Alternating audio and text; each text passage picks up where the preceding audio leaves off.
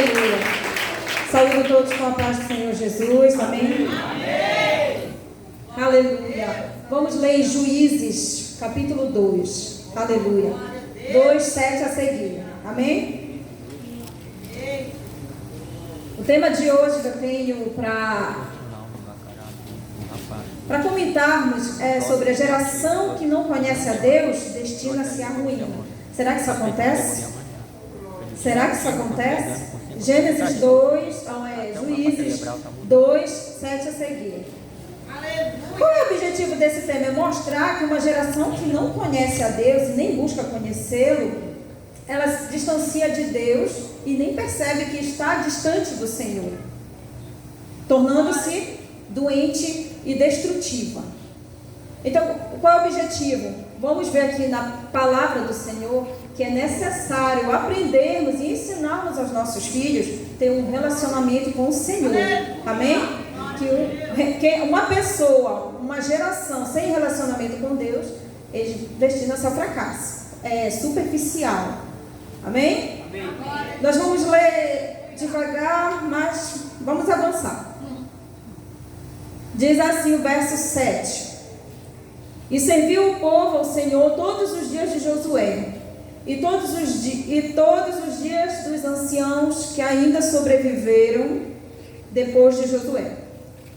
E viram toda aquela grande obra que fizeram Israel. E faleceu, porém, o verso 8 diz: faleceu, porém, Josué, filho de Nun, servo do Senhor, com a idade de 110 anos.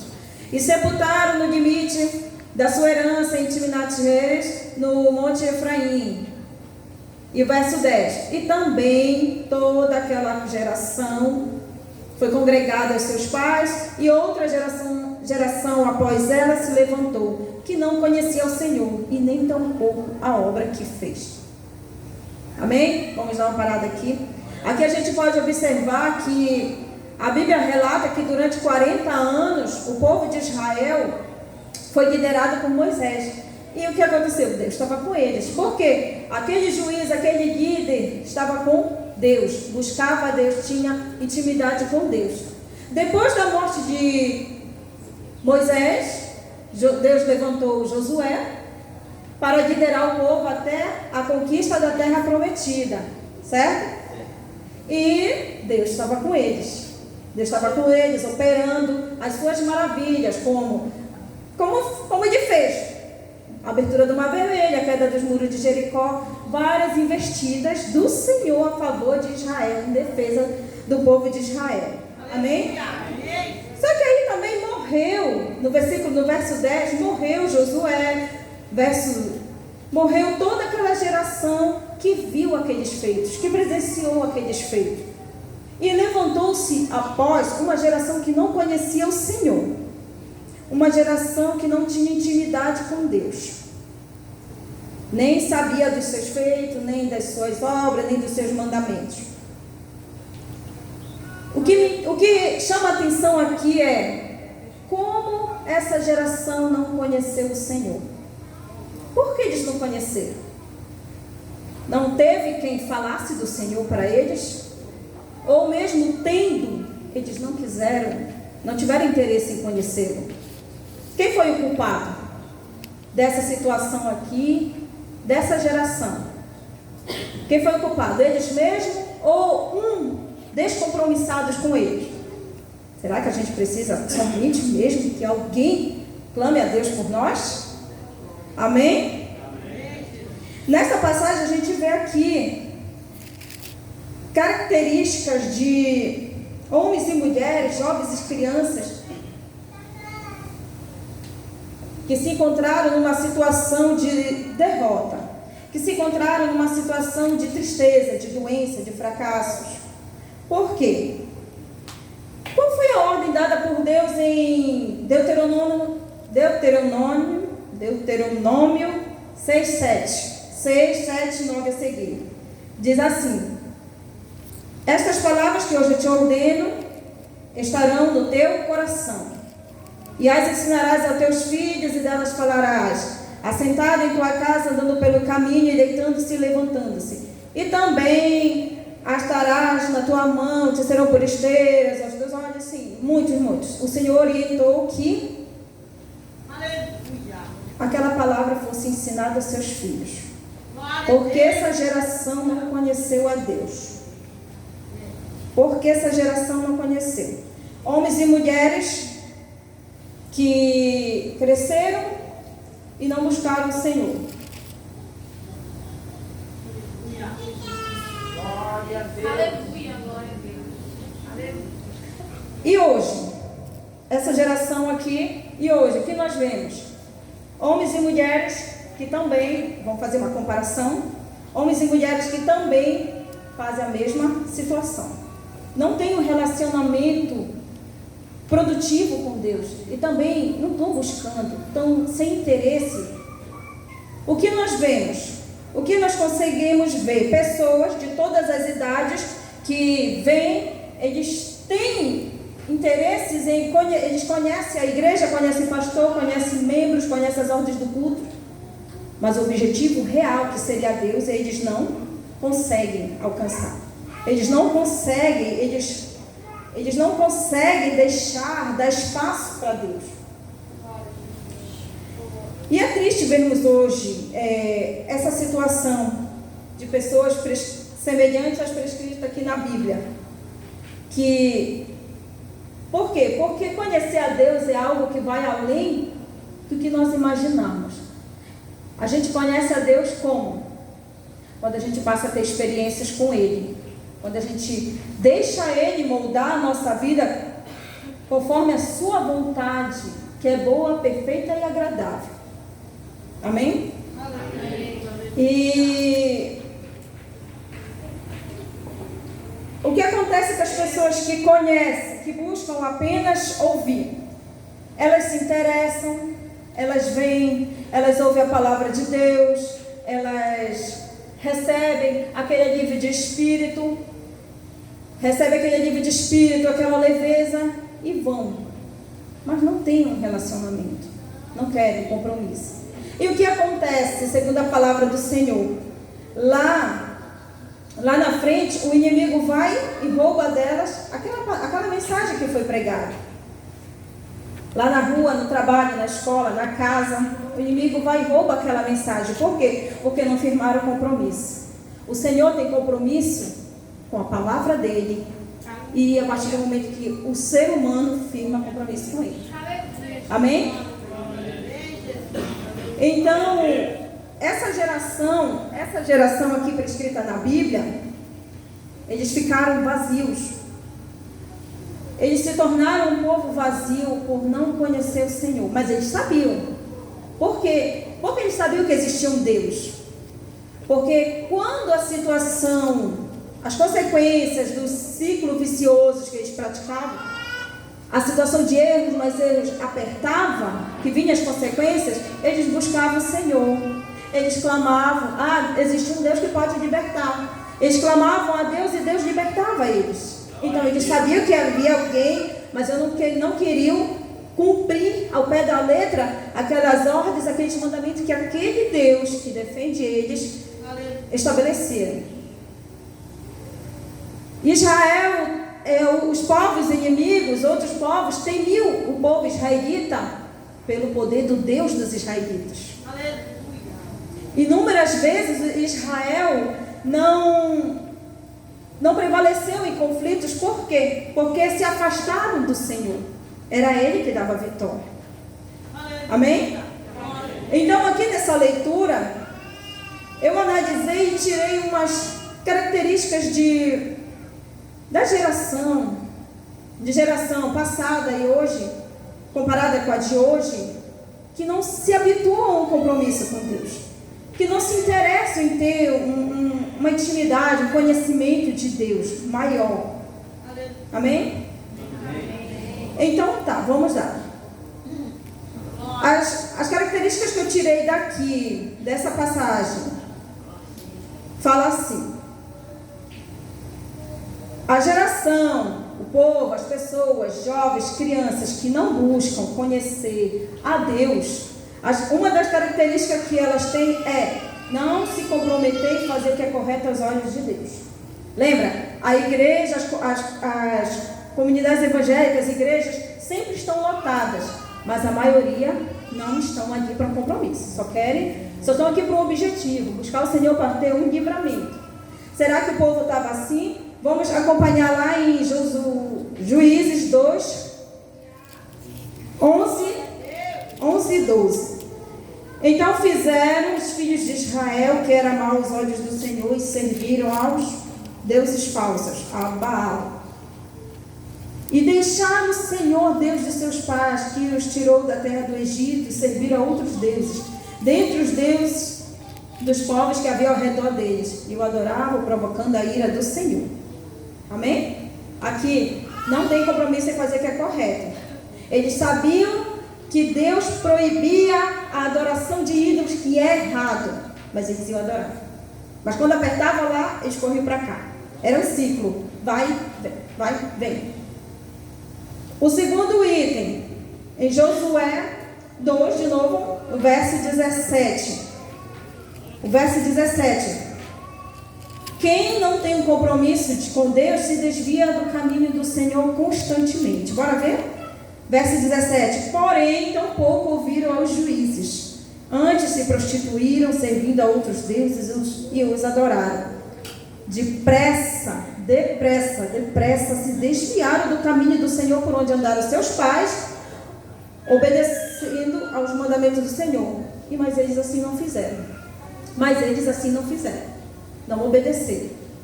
Olha a característica aqui. A terceira característica está em Juízes 15, 20.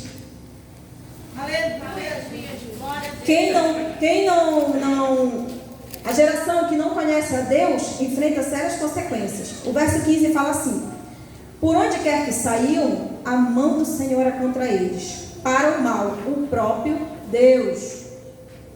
Como o Senhor tinha falado e como lhes tinha jurado, e estava em grande aflição. O verso 20 fala assim: por isso a ira do Senhor se acendeu contra Israel e disse: porquanto este povo transgrediu a minha aliança, que tinha ordenado a seus pais, e não deram ouvidos à minha voz. Eles enfrentaram sérias consequências. Por causa do quê? Das escolhas deles. As nossas escolhas geram consequências.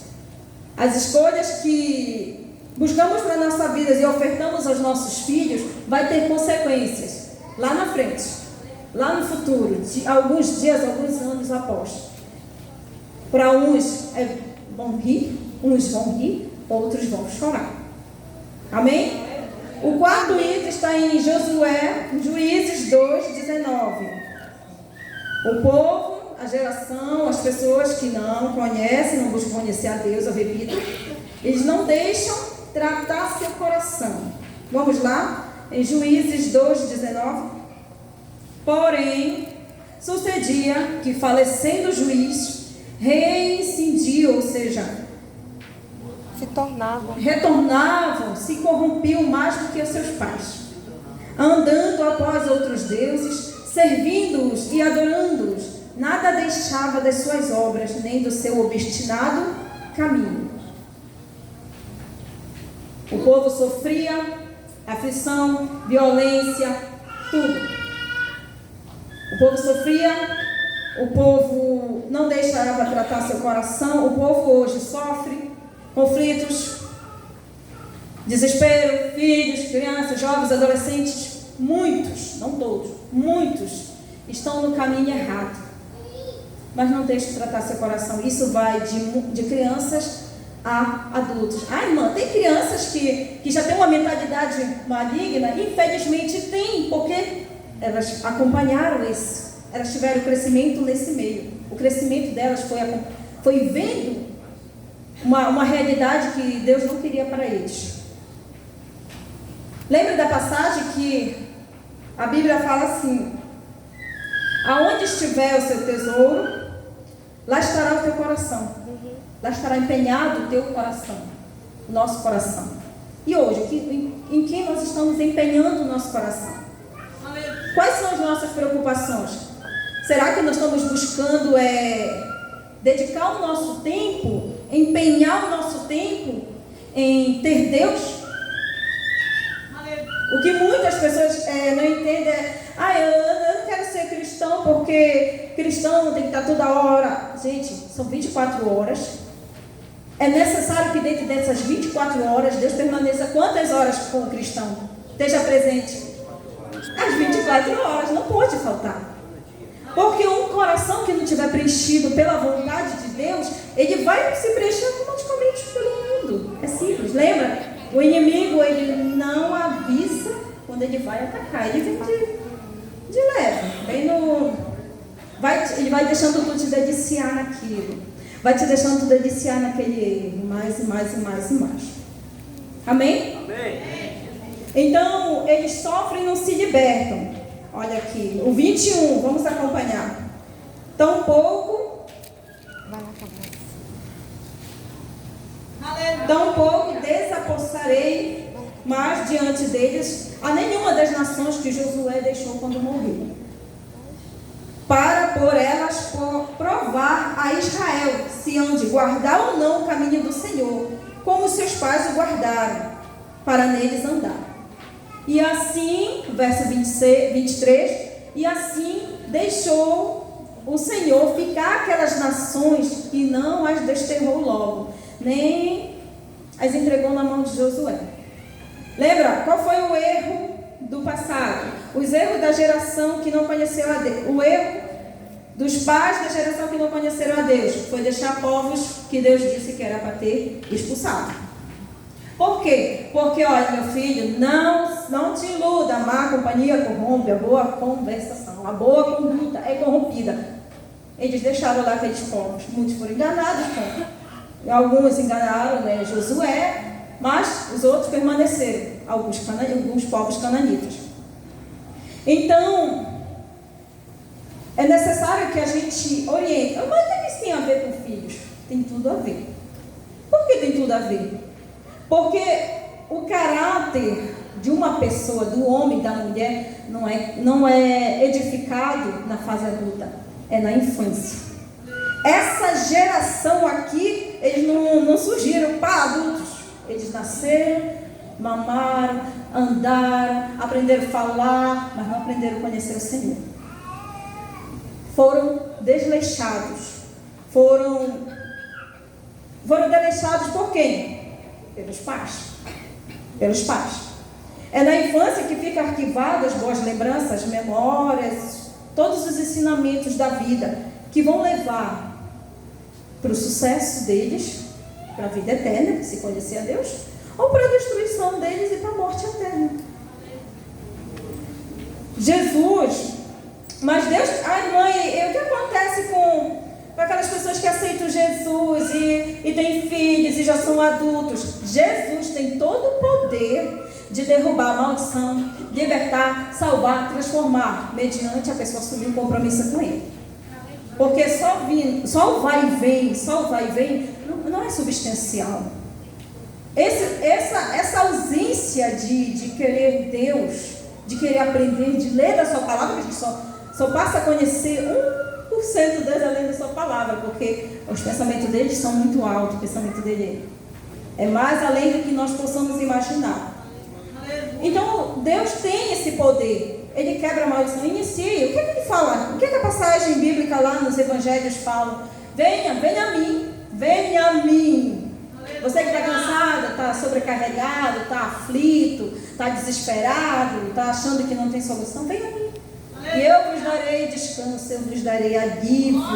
Venha a mim, criancinhas, não impeçam que elas venham a mim, porque elas têm conhecimento. Elas são pequenas, elas aprendem ouvindo e observando. Nos 3 primeiros anos de idade, elas não vão te questionar, elas vão só te observar. Após os 3 primeiros anos de idade, surge a fase dos porquês. Mamãe, por que isso? Por que aquilo? Por que aquilo? Por que eu faço isso? Por que faço isso? Por que na igreja acontece assim? Por que são chamados assim? Por que são assim? E como é que a gente vai tirar a dúvida daquela criança se a gente não tem um compromisso? Mamãe, eu sou crente? Sou. A senhora é crente? Sou, minha filha. E por que fulano não é? Nós devemos ensinar, orientar os nossos filhos a conhecer a palavra de Deus, a realidade que Ele deixou aqui, boa e ruim. Para quê? Para que fique um alerta no futuro. Ai, irmã, a senhora fala assim, o seu filho é um santão. Meu filho? O meu filho, nós temos poder sobre nossos filhos através da palavra. Quem cria filhos para o mundo, levante a mão.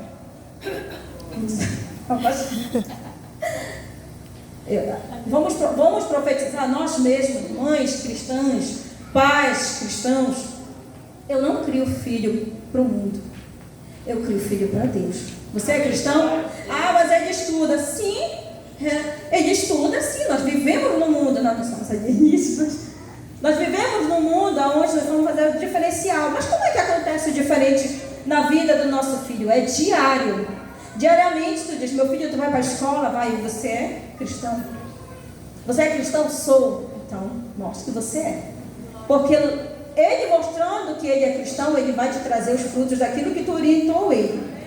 Eu tiro uma base pelo meu filho. Uma vez ele chegou comigo, vou dar um exemplo.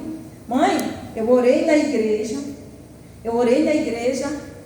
E depois uma menina, ela me criticou lá, um outro dia. Ela disse, nem parece que tu é crente. Uma coisa que ele estava brincando, nem parece que tu é crente. Aí eu olhei para ele, eu achei meio pesado aquelas palavrinhas dela, mas eu orientei ele na escola, a coleguinha dele da escola, né, porque ele estava brincando. Ele falou, nem parece que tu é crente. Eu falei, que palavra pesada. Eu comentei com a minha irmã, comentei com a minha mãe, que palavra pesada da boca de uma criança de 5 anos. Aí eu fui observar a vida dela, a vida da criança. Pais, infelizmente separados, vive aqui, vive acolá. E detalhes, não são cristãos. Ela não entende. Aí eu, meu filho, você é cristão. E fui orientando eles aos poucos, né? Que o entendimento dele vai se firmando. Então, são estas minhas palavras. Vamos conhecer a Deus lendo a palavra dele, meditando e obedecendo. Amém?